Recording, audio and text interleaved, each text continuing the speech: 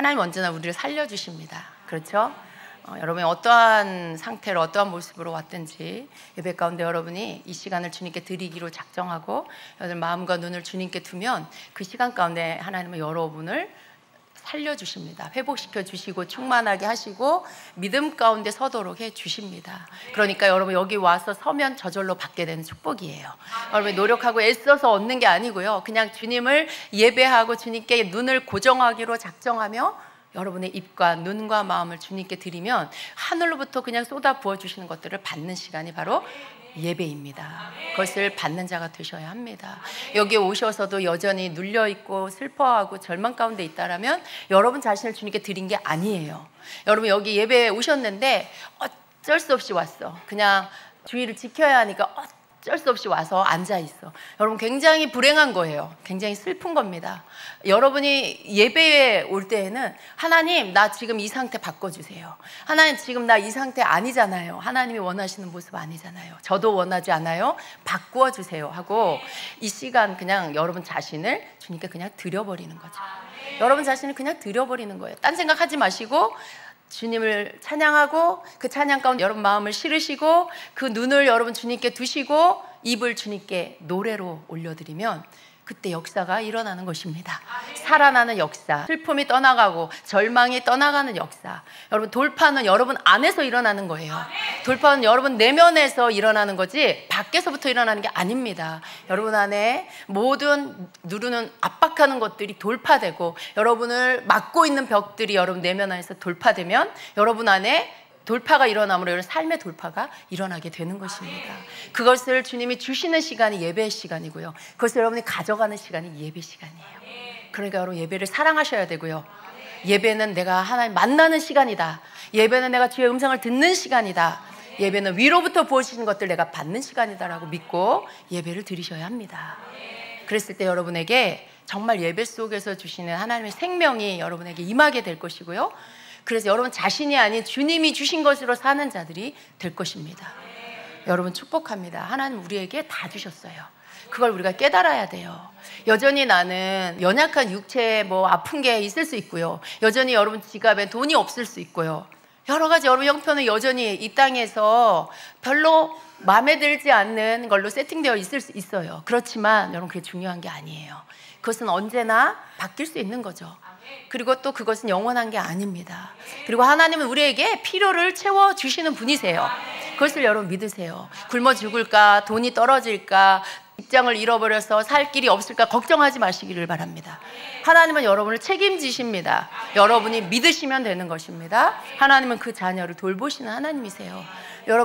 여러분은 뭔가 다 잃어버리고 망했을 때 사람 찾아가서 하소연하시나요?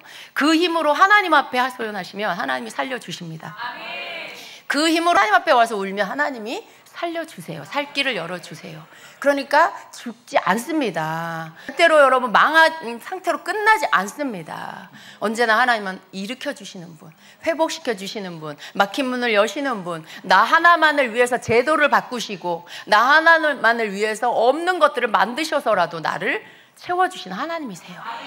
여러분 정말 그런 하나님이세요. 내게 돈을 주시려면 없는 것도 만들어서 그것이 이번 달부터 시행이 된대. 그래서 내가 받을 돈이 생겨. 그리고 나 돈 받고 난 다음에 한 달 있다 없어졌대, 그 병이. 여러분 이게 실제예요. 실제로 하나님의 자녀들을 하나님은 하나님의 방법으로 살리신다는 걸 믿으시길 축복합니다. 그런 믿음으로 여러분 사시길 축복합니다. 우리가 가져야 할 믿음은요, 하나님이 나에게 다 주셨어. 여러분 그냥 이렇게 믿으세요. 생명보다 귀한 게 없는데 하나님이 나에게 생명을 주셨어. 그럼 다 주신 거예요. 생명 받았는데 나는 이것도 없고 저것도 없고 그것도 없고 없는 걸 자꾸 헤아리고 있는 것은요, 하나님 내게 생명 주셨다는 걸 믿지 못하는 것입니다. 예수 그리스도를 통해서 생명을, 하나님의 생명을 우리에게 주셨어요. 그 생명 안에 모든 게 다 들어있습니다. 그 생명 안에는 하나님의 사랑이 들어있고요, 그 생명 안에 하나님 안에 있는 모든 것들이, 그 권능이 들어있습니다. 하나님의 가지고 계시는 모든 축복이 생명 주신 그 안에 들어있어요. 그걸 우리는 통째로 받은 거예요. 여러분 그걸 우리가 아직 몰라서, 그게 뭔지 아직 모르고, 그게 뭔지 아직 내 영으로 깨닫지 못해서 그냥 겨우 난 죽으면 천국 가나 보다, 그냥 그 정도의 수준에서 살 때가 너무 많죠. 근데 여러분 믿으세요. 생명을 주셨다는 건 다 주신 거구나. 그럼 내가 앞으로 이 생명의 보따리 안에 무엇이 있는지를 계속 발견해야 되겠구나, 찾아내야 되겠구나 하는 마음으로 사셔야 돼요. 그리고 계속 찾아내셔야 돼요. 그리고 그 찾아내는 길들을 여러분이 아셔야 하는 것이죠. 여러분, 하나님께서 우리에게 생명을 주셨어요. 그리고 우리의 영이 살아났어요. 영이 하나님의 임재하는 곳이 되었어요. 성령님이 우리에게 오셔서 우리 안에 거하십니다.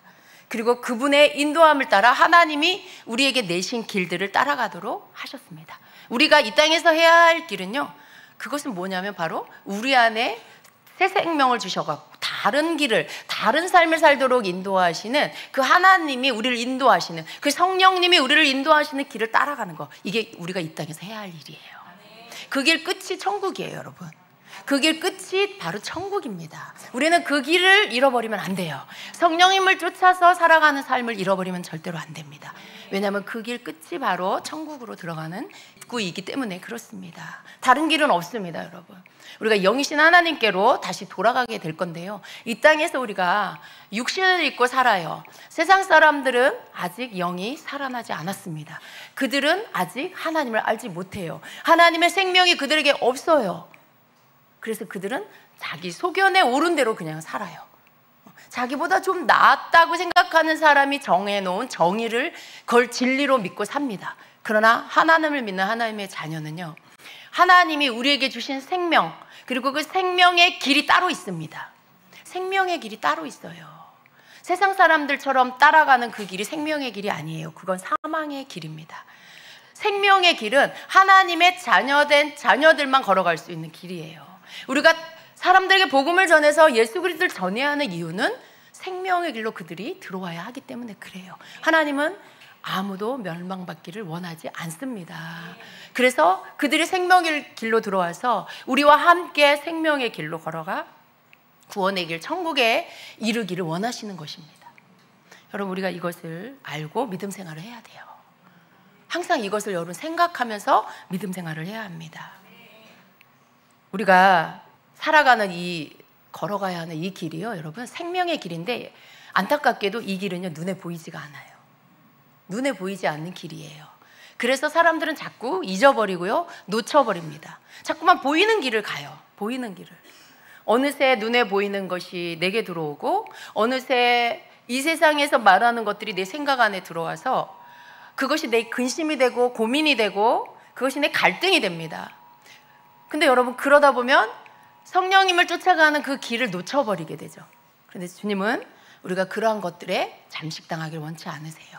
우리가 그러한 상황의 환경에 살고 있지만요, 날마다 성령님이 나를 인도하는 그 길, 그 영의 길을 따라가기를 원하십니다.